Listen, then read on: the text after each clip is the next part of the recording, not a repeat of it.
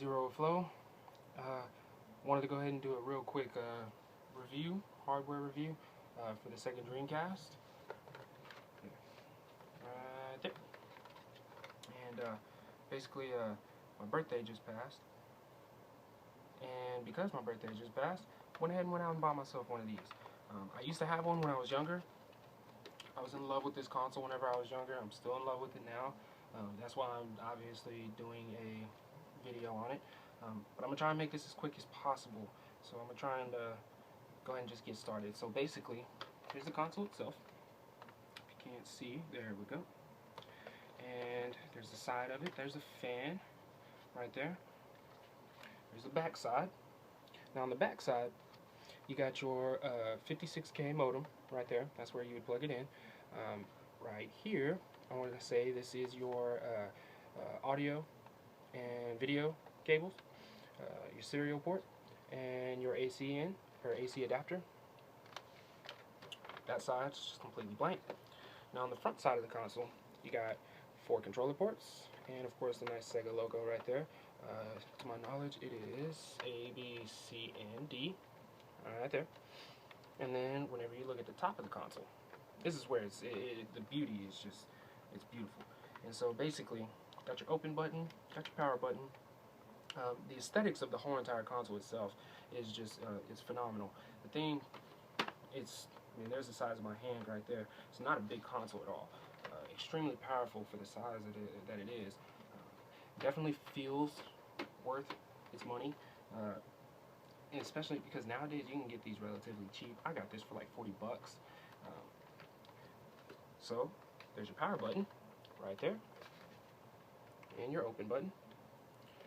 And then if you look and see this little triangle right here, whenever you turn it on, we'll go ahead and do that just real quick.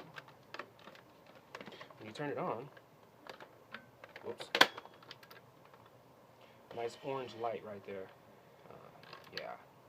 And personally, I love the way that kind of connects with this triangle right here. If you can get that in there. There we go. Yep.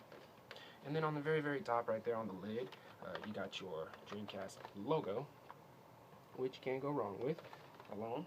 Now whenever you open it up, the lid is very, very slow to open. Like Lord Carnage said, it's almost like the console is like inviting you to jump in and play it. And frankly, the thing's amazing. It really is. Now you can't play online anymore, and if you can, it's going to be dedicated servers, LAN, things like that, and you're better off getting a broadband adapter instead of using the 56K modem. But this is the first console to ever have one built in.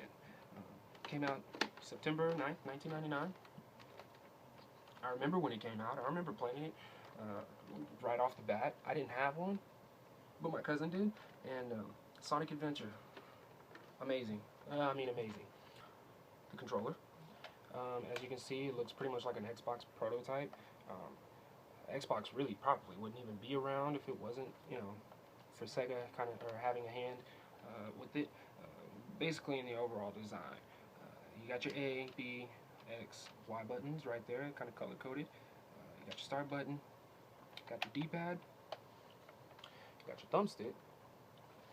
The back side, analog triggers, and 2 memory card ports. They're called VMU slots for the Dreamcast. And then you have your visual memory unit itself. It's kind of nifty little thing. It's got a screen on it. I can't really even think of a console that had a screen built into the controller. If you can think of one, let me know, because I mean, yeah, it's pretty self-explanatory. What the hell? But the controller is nice. It is nice. It's rather comfortable. Sega kind of did a boneheaded move and put the cord through the bottom, and it's almost as if they knew that they did this. And I mean, it couldn't have been an accident, because they made a little notch on the back side right there to have it kind of come through the top of the controller. It's a lot of estate gone right there though, but you know, hey, we don't use cords nowadays, do we? in closing, basically, the console, hardware-wise, definitely feels like it's worth what you paid for. It's a very, very heavy console considering the size that it is. As you can see right here, I'm in love with the thing right now. I'm sure one day, I might put it down for a little bit, but every time that I've gotten my hands on one, this is my second time actually, so I can't say every time, I've had a blast with it. I've played phenomenal games. I don't have a lot of games right now, but just to name a few: NBA 2K, old school game, got a lot of legends in it, lots of fun. If you got somebody else to play this with, whoop their ass. Matt Hoffman's Pro BMX. Frankly, I'm not the biggest fan of this game. I couldn't find Tony Hawk, Pro Skater 1 or 2, so I figured, this would suffice for the time being. Graphics really aren't that great, but hey, it's something to play. And then, kind of the crowning jewel that I have right now, Phantasy Star Online.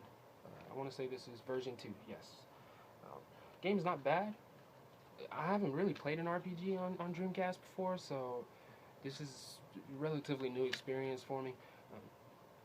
It's got an offline mode, luckily. I thought it was honestly only online until I asked about it.